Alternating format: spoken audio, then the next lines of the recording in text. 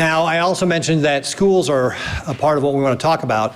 The schools are not in the DHMs, so the state is not putting anything with regard to schools in the DHMs for phase 3 or phase 4. Our expectation, my expectation, and the commissioner's expectation is that schools will be operating with kids in the classrooms this fall. And the commissioner is going to be working with schools to be able to make that happen. And so, Commissioner, will you please come up and talk to us a little bit more about that? So thanks, Governor. And yeah, actually, it's I think folks should see this as a pretty substantial day that I think we've said several times, we hope that schools will have in-person learning. Our expectation is that they will have in-person learning this fall. And I think that's a great thing. And we want schools to be able to spend this time between now and the beginning of school really planning to figure out what are all the safe protocols that ought to be in place. The Department of Education will continue to provide guidance for schools, guidance that's really can be found at Launch Nebraska or www.launchne.com.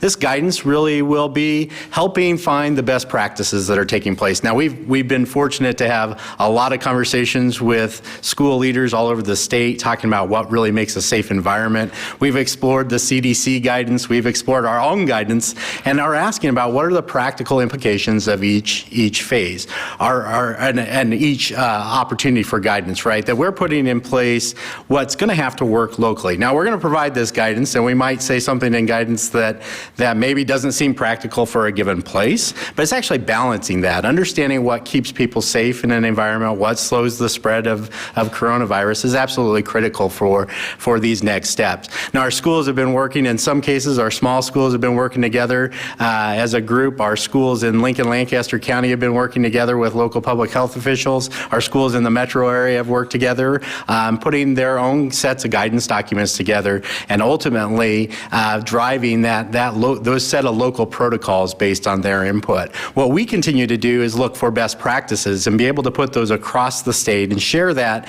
underneath Launch Nebraska as part of that particular effort. And I think ultimately in the end, it's finding those best set of practices that are going to work, making sure that we're finding ways that help remove the types of barriers that folks may see, and then really being cognizant of all those circumstances that might take place. I'm very pleased with how this is continuing to go. We've learned, I think when I said this summer was going to be a learning environment, we're continuing to use the summer activities as we kind of gradually re-enter into schools to put ourselves into a position to really understand what's best for students as we proceed.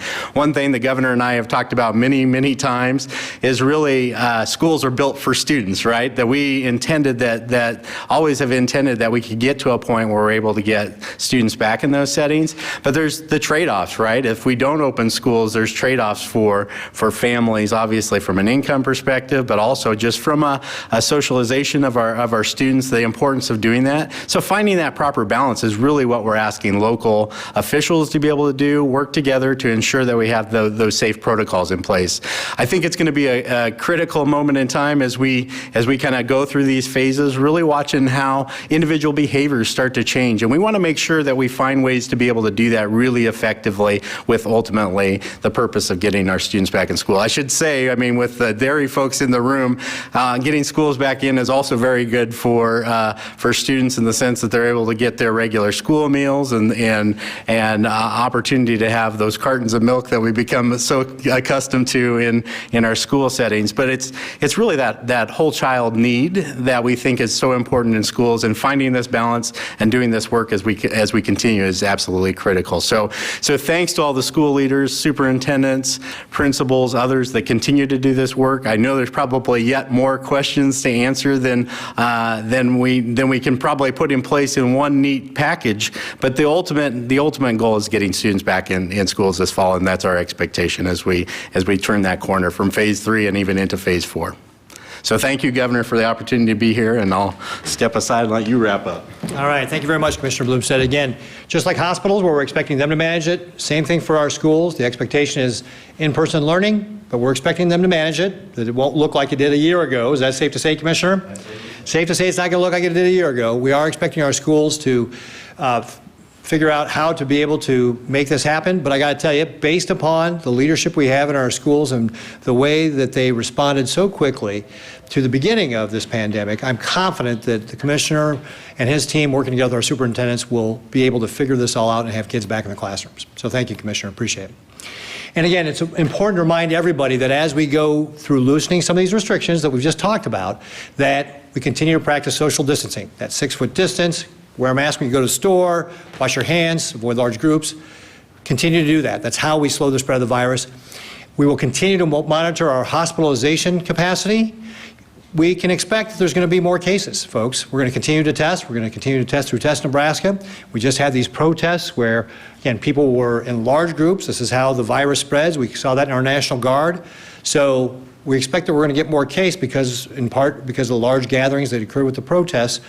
So we want to continue to manage this. We have to manage it for the long term. This is part of our steps to allow people to start returning to a more normal life.